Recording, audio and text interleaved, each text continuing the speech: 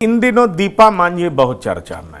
आपको याद होगा दीपा मांझी उपचुनाव में मैदान में उतरी, संतोष सुमन की पत्नी है और उसके बाद वो लगातार लालू परिवार पर अटैक कर रही हैं। जरा सोचिए, अगर आप लालू परिवार पर अटैक करते हैं, उनकी बहू पर अटैक करते हैं, तो निश्चित तौर पर आपकी चर्चा तो होती ही है, मीडिया में आप आते ही हैं। अब दीपा मांझी ने कहा क्या? दरअसल दीपा मांझी ने तेजस्वी यादव की पत्नी, जिनका दूसरा नाम राजश्री यादव है, ओरिजिनली वो रिचेल थी, तो इन्होंने एक तो रिचेल भौजी कहा। बिहार में भाभी को भौजी बोला जाता है, बहुत लोकल लैंग्वेज में लोग भौजी बोलते हैं बहुत सारे जिलों में। तो सवाल ये उठता है कि इन्होंने कहा रिचेल भौजी आपने नाम बदल लिया, लेकिन आपके विचार कैसे बदलेंगे? तो एक तरीके से वहां पर अटैक किया कि भाई आपका नाम क्या था, आपका पास्ट रिकॉर्ड क्या है, आप कौन हैं, आप भारतीय समाज को और ख़ास तौर पर बिहार के समाज की आप हैं ही नहीं, तो आप इस बात को समझेंगे कहाँ से? दूसरी बड़ी बात कि एक तरीके से उन पर हमले करते हुए ये कहा, क्योंकि राजश्री जो कि तेजस्वी यादव की पत्नी है, उन्होंने एक एक्स पर पोस्ट किया और पोस्ट में ये लिखा कि पहलगाम अटैक को देखते हुए संघ के लोगों का फोटो लगाया और उसमें लिखा कि क्यों नहीं आप इनको बॉर्डर पर भेज देते हैं, बॉर्डर पर ये लड़ें तो बेहतर होगा।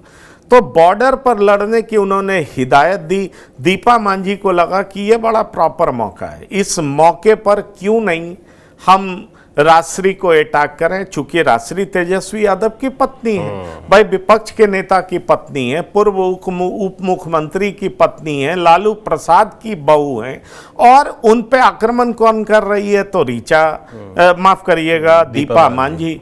तो एक महिला जो कि एक केंद्रीय मंत्री की बहू है, खुद विधायक है, और दूसरी जो महिला है जिस पे वो आक्रमण कर रही हैं, वो पूर्व मुख्यमंत्री की बहू है, पूर्व उप मुख्यमंत्री की पत्नी है, और उनका ओरिजिनल नाम बोल करके ये जताने का प्रयास किया कि भाई उनका तो धर्म भी अलग था, रिचेल उनका नाम भी अलग था।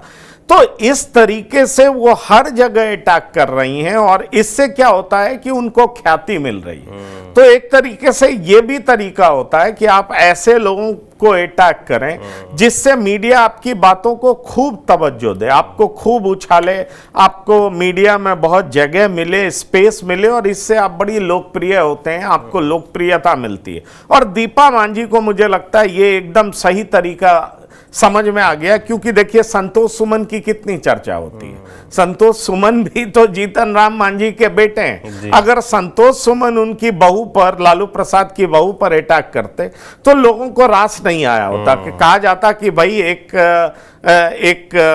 मेल, एक मर्द भाई एक घर की बहू पर हमले कर रहा है, राजनीतिक हमले कर रहा है, जो कि सही नहीं है। हमारा समाज इसको एक्सेप्ट नहीं करता, वो गलत मानता। लेकिन भाई एक केंद्रीय मंत्री की बहू जब लालू प्रसाद की बहू पर अटैक कर रही हैं, और खास तौर पर दीपा मांझी जो कि अब विधायक भी हो चुकी हैं, तो वो अटैक करके एक तीर से दो निशाने साध रही हैं, 3 निशाने कह लीजिए या कई निशाने कह लीजिए। एक तो ये कि उनको ख्याति मिल रही है, प्रसिद्धि। दूसरा वो कि वो लालू प्रसाद की बहू को अटैक कर रही हैं।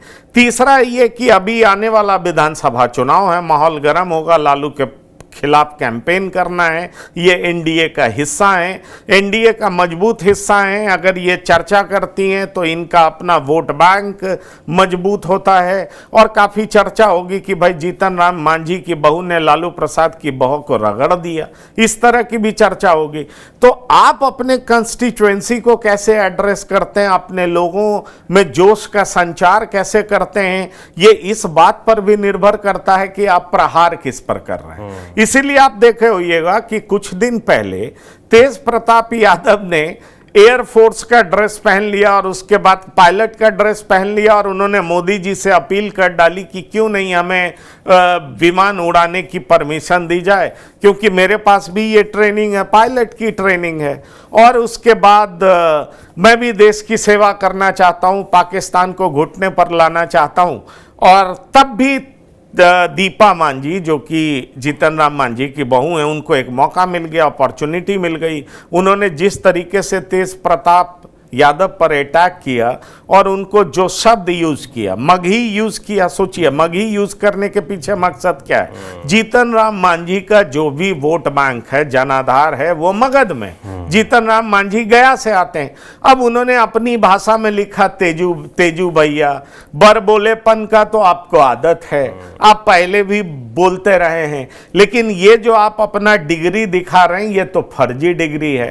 तो एक तरीके से तेज प्रताप पर अटैक करके, लालू प्रसाद की बहू पर अटैक करके, लालू परिवार पर अटैक करके दीपा मांझी खूब ख्याति बटोर रही है। और शायद यही वजह कि हम आप इसको लेकर के चर्चा करने भी बैठे हैं। तो बिहार में आने वाला समय चुनाव का है और आपको इस तरह की बातें बहुत दिखाई पड़ेंगी। आप वो भी याद करिए, जब दीपा मांझी ने ये कहा था और संतोष सुमन ने, जीतन राम मांझी ने, जब तेजस्वी यादव ने ये बात कही कि भाई ये जो लवनी में क्या होता है, एक पासी समाज है जो कि वहां उसका काम होता है, ट्रेडिशनल धंधा है, ट्रेडिशनल आप कह लीजिए व्यापार है कि वो तार के पेड़ से ताड़ी निकालता है और वो ताड़ी बेचता है। ताड़ी के बारे में कहा जाता है, जिसको नीर भी कहते हैं, कहा जाता है सूर्योदय से पहले पिए तो वो जबरदस्त दवा है और सूर्योदय के बाद अगर आप पिएंगे तो उसमें बहुत ज्यादा नशा है। अब बहुत सारे लोग उसको पीते हैं, उसका सेवन करते हैं। बिहार में उस पर भी बैन है।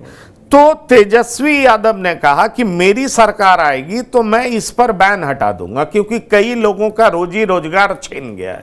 तो उस पर जीतन राम मांझी को लगा कि ये तो हमारे वोट बैंक पर हमला है।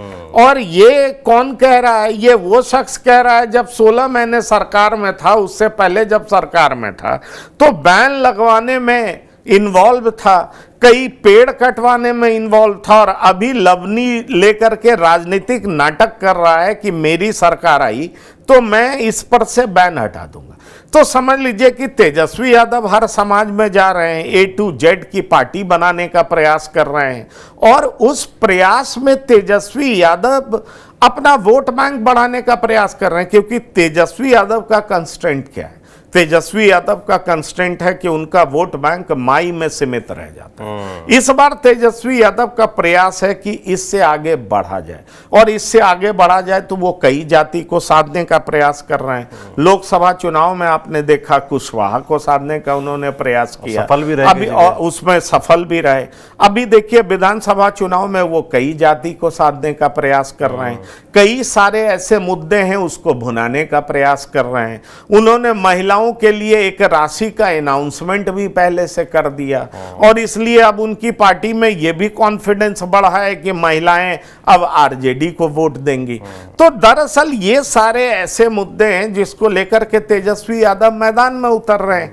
और जीतन राम मांझी कहते हैं कि तेजस्वी यादव जो हैं वो सबसे बड़े क्या हैं, तो राजनीतिक सामंत हैं। तो राजनीतिक सामंत हैं तो आप समझ लीजिए कि ऐसा कहकर के जीतन राम मांझी भी खूब सुर्खियां बटोरते हैं, दीपा मांझी भी खूब सुर्खियां बटोरते हैं, और उसके बाद क्या होता है कि उनकी चर्चा होती है। और दरअसल चुनाव आ रहा है तो आप ऐसा अक्सर सुनेंगे कि ये क्या हो रहा है, मतलब ये लगातार एक दूसरे पर शब्दवेदी बाण, किसकी बातें कितनी हिट हुई, किसकी बातें अपने समर्थकों के बीच में किस तरीके से रास आई, ये सब आपको दिखता रहेगा। और शायद यही प्रयास दीपा मांझी लगातार कर रही हैं और उसमें वो सफल होती हुई दिख रही हैं। बिल्कुल। एक बार आपको बयान पढ़ के बता देता हूँ जो उन्होंने बोला। दीपा मांझी ने कहा कि नाम बदल लेने से सोच नहीं बदल जाएगी। रिचल भौजी, जिस पर आप तंज कस रही हैं, उसी अभ्यास और संकल्प से निकले हाथों में आज देश न केवल सुरक्षित है, एक बार अपने ससुर जी से पूछ लीजिए।